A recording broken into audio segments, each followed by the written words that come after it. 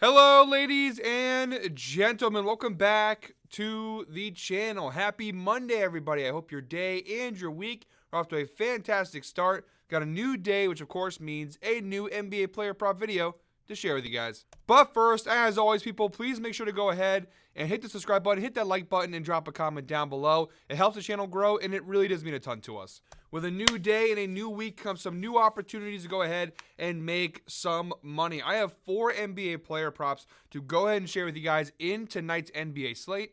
This video is coming out a little later in the day, guys, so we have no time to waste at all here. Let's dive right into today's picks. All right, guys, jumping right on over to the outlier screen here. Our first pick in today's NBA slate comes from the Milwaukee Bucks Oklahoma City Thunder game. 8 p.m. tip-off tonight. We've got Shai Gilgeous-Alexander of the Oklahoma City Thunder, SGA himself, over 40.5 points plus assists. We are getting this one for minus 108 odds over on FanDuel, so some pretty good value on this prop as well. Now, I will be honest, the data on this prop overall and recently, it's not very good. This line is most certainly elevated in today's game, in large part due to the matchup here, and we'll get to that in a second. But the data, again, not very great. 5 of his last 10 games, he's gone ahead and cashed this over. It's a 50% hit rate, averaging 42.5 points plus assists per game over his last 10 games. Couple of nice cashes in there for SGA versus the Jazz, the Warriors, Cleveland, a couple really nice big games for him in the last 10 games. But again, even taking all the data into consideration, it is just a 50% hit rate over the last 10 games. So far this year for SGA, a 34% hit rate on this over. So he's not cashing this line all that often, just a 34% hit rate. He's cashed in 16 out of 47 games this year for the Thunder, averaging 38.13 points plus assists per game this season. Again, this line is heavily elevated. It's normally not this high. SGA is having an MVP caliber season. Do not let all the red here fool you. 38.13 points plus assists per game. It's a really, really strong average. It just so happens that the bookmakers have elevated this line significantly because they're afraid of what SGA is going to do tonight against the Milwaukee Bucks. The head-to-head data, it's, again, not great. 0-3. Each of his last 3 meetings with Milwaukee, he's failed to cash the over. They played one time this year back in the NBA Cup final back on December 17th. The Bucks killed them in that game. It was honestly just an all-around bad game from the Thunder. He did finish with 21 points and 2 assists despite the massive loss. But yeah, OKC, they only scored 81 points in that game. They just could not hit shots, which is not a good game across the board. SGA in particular, from a shooting perspective, we go down below here. He shot 8 for 24 in that game, just 33% from the floor. Not a very good performance from him, but honestly, that just gives him the extra motivation coming into this rematch here to go ahead and have a really big game. Now, overall this year, Milwaukee defensively, they've been a lot better than they were last season. Doc Rivers, you can say what you want about him, but he has helped this team grow defensively. Overall this year, they are 12th in points allowed, 9th in assists allowed. Now, the one area where they have had some improvements, but they're starting to regress, is their defense versus point guards. Now, overall on the year, you see they're 30th in points, 22nd assists. If you rewound the clocks back to about a month ago, the Bucks were in the top 20 in both these categories. But at the end of the day, you can only mask Damian Lillard's defensive inefficiencies so much. 30th in points, 22nd in assists overall this year. If we jump over to the dashboard over on GuyBostonSports.com. Looking over here on the dashboard, you'll see the data still looks pretty bad, even when you narrow it down to just the last 7 games. The Bucks 26th in points, which is actually slightly better than their overall season numbers, but 30th in assists. They're giving up the most assists in the NBA to opposing point guards over the last 7 games. This seems like a really big go-off SGA spot. Love it. Minus 108 odds, too, on very good on FanDuel. Giannis is also out in this game. Damian Lillard game time decision. The only thing that could be a cause for concern is with Giannis being out, maybe Milwaukee just says, screw it, and they sit all their guys, and then we have a little bit of a risk on our hands there with SGA not playing enough minutes to cash this high line.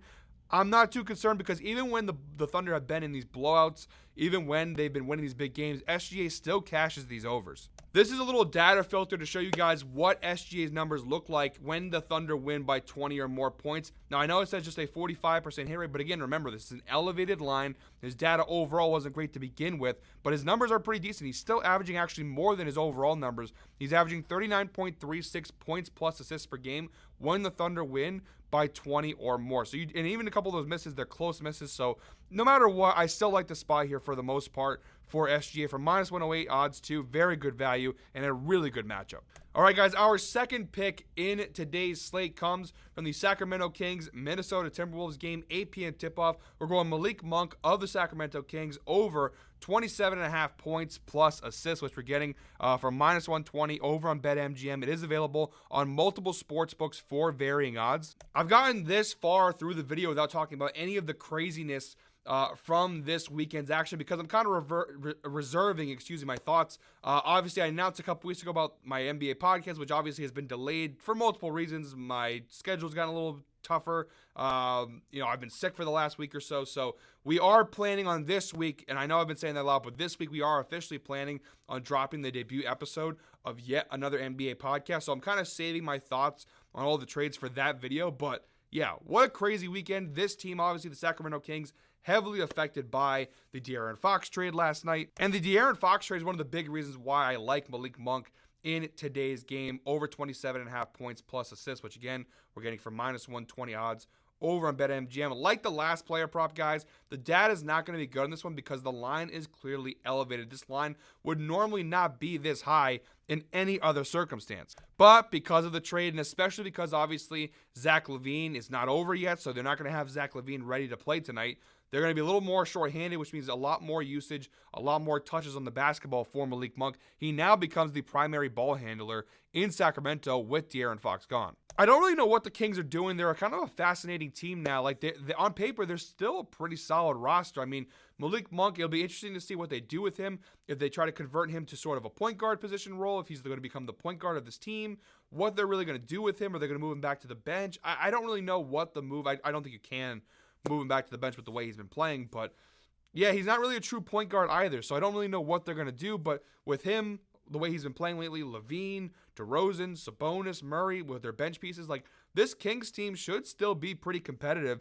even in the Western Conference. But yeah, very, very interesting to see what's going to happen with this Kings team and Malik Monk in particular. Again, the data is not great. 5 of his last 10 games, he's cashed the over, a 50% hit rate, averaging 29 points plus assists per game over his last 10 games. So far this year in 2024-25, just a 35% hit rate on this over. 14 out of 40 games he's cashed it. Averaging 23.9 points plus assists per game overall this year for Sacramento. Again, since the firing of Mike Brown and the end of December, his minutes, his touches, everything has gone up. So that's why you see of late a lot more green. And even when it is red, they're very close misses on those red lines. But like I said, this line is very heavily elevated because of the fact they don't have De'Aaron Fox anymore. They don't have LaVine yet. So Malik Monk, the offense is going to basically run through him and DeRozan at this point until they figure out the LaVine fit. And from a head-to-head perspective, the data actually isn't terrible. He's cashed this over in 2 of his last 4 meetings against the Minnesota Timberwolves. It's a 50% hit rate,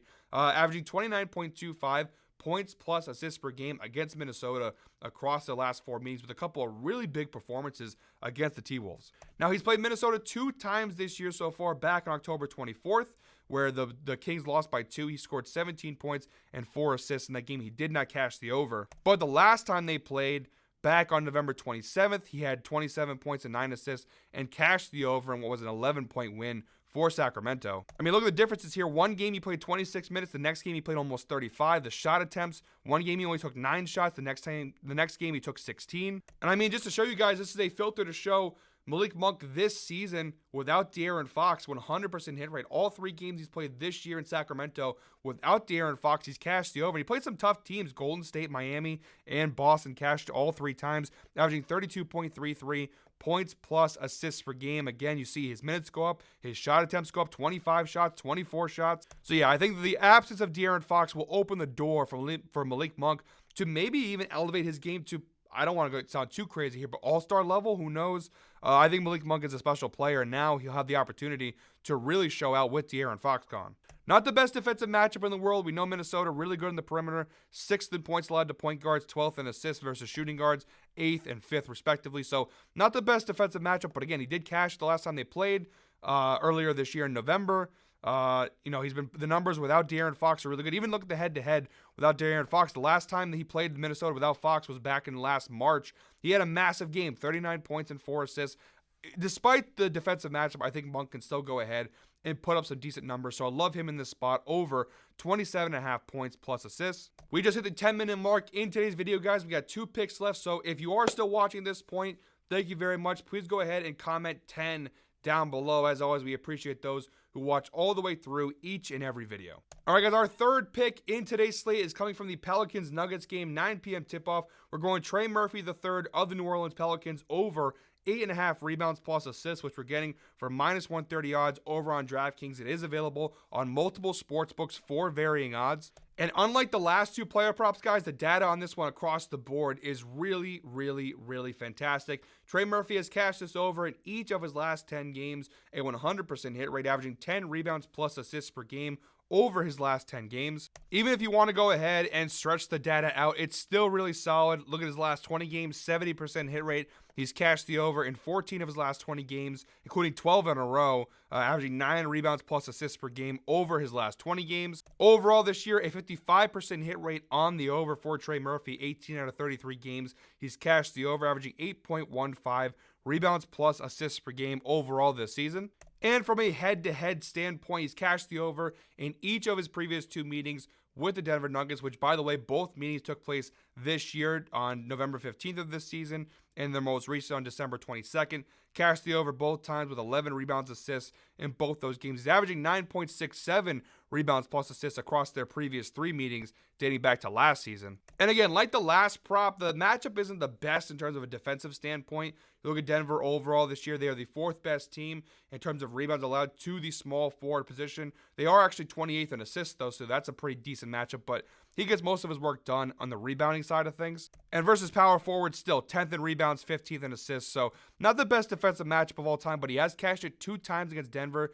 this year already. I don't see why he shouldn't go ahead and cash it again. Obviously, with all the things happening in New Orleans, with Dejounte Murray being out, with Zion being inconsistent, Trey Murphy is getting a lot more minutes, a lot more opportunities. He's absolutely running away with them. So I do like the spot overall for Trey Murphy. Even though Zion is supposed to be playing tonight for New Orleans, I still overall like the spot for Trey Murphy. So we're taking him here over 8.5 rebounds plus assists. And one prop left, guys, before I lose my voice, because although I am feeling better, yeah, this freaking sickness is still catching me. I still am losing my voice after like 10 minutes of talking. But our 4th and final player prop in today's slate, we're targeting the Suns-Blazers game, 10 p.m. tip-off. We're going Devin Booker of the Phoenix Suns over 33.5 points plus assists. We are getting this one for -113 over on FanDuel, again available on multiple sports books for varying odds. And like the last player prop, this data is fantastic. Actually, across all 4 player props, these data points are the best in terms of the recent data, overall data, the matchup data. Everything on this prop is A+, especially considering the value here. So Devin Booker, he's cashed the over in 8 of his last 10 games. That is an 80% hit rate, averaging 35.6 points plus assists per game over his last 10 games. He's cashed in each of his last 4 games as well. So a lot of green on this data point for Devin Booker. Overall this year, a 53% hit rate on the over, 23 out of 43 games. He's cashed the over, averaging 32.67 points plus assists per game overall this season. And the head-to-head data, like I said, pretty solid as well. 4 of his last 7 meetings with the Portland Trailblazers, he has cashed the over. That is a 57% hit rate. He's averaging 33.71 points plus assists per game across the previous 7 meetings against the Portland Trailblazers. And if you want to go ahead and narrow it down to this season, he's played Portland 3 times this year. He's cashed the over in 2 of those 3 matchups. The one time he missed it back on December 15th, he literally missed it by 1 point/assist. He finished with 28 points and 5 assists in that game, so just barely missed the mark. These guys literally just played 2 nights ago on February 1st. He had 37 points and 5 assists, and actually what ended up being a 19-point loss for the Suns. This is just overall a really good matchup for Devin Booker. You see overall the Blazers 20th in points, 15th in assists allowed versus shooting guards, 26th in points, 17th in assists, and even versus point guards, average, middle of the road, 12th in points, 12th versus assists. The Blazers perimeter, they don't really play a ton of defense, so it seems like a pretty good matchup spot here for Devin Booker. And last but not least, we have the insights provided by Outlier. Devin Booker has exceeded 33.5 points plus assists in 10 of his last 12 games, averaging 36 points plus assists per game average across his last 12 games. That is, of course, an 83% hit rate over the last 12 games. All right, guys, those are all 4 picks in today's NBA slate. As always, guys, thank you very much for watching. One more time, make sure to go ahead and hit the subscribe button, hit that like button, and drop a comment down below. I know people say don't apologize, but I do apologize. Again, the video coming out so late in the day. Unfortunately, just with the schedule lately with the pizza shop and me being sick and everything going on, unfortunately, just, couldn't get the video out by, 10:30, whenever we usually do it. So a little bit later, but you know what? It's A-okay because originally I had Giannis as one of my player props, and he's not even playing anymore. So that's kind of the beauty of having the later video, is that you kind of get either, better lines, better idea who's playing and who's not, versus early in the morning where, when it comes to who's playing and who's not, you're kind of at a disadvantage. But yeah, that's it for me today. Also, I know I didn't do a recap in the beginning of the video just because it's been, usually when we have that like 2-day gap, doing a recap of Saturday's picks when today's Monday doesn't really make a ton of sense to me. The results from Saturday are obviously up on the GuyBostonSports.com website if you want to see how we did. We went 1-1 in the single bet category. We had our ladder challenge, which we lost it. Like, it didn't matter. We had Şengün. Had to think about that for a second. We had Şengün over and rebound. Şengün didn't play on Saturday, so unfortunately, we turned into like a one-leg play for minus 210 odds, and honestly, the Brunson play didn't even hit. So regardless if Şengün played or not, that parlay was not going to hit regardless because Brunson didn't come through. But I feel like the vibes were kind of ruined from the start because Şengün wasn't playing.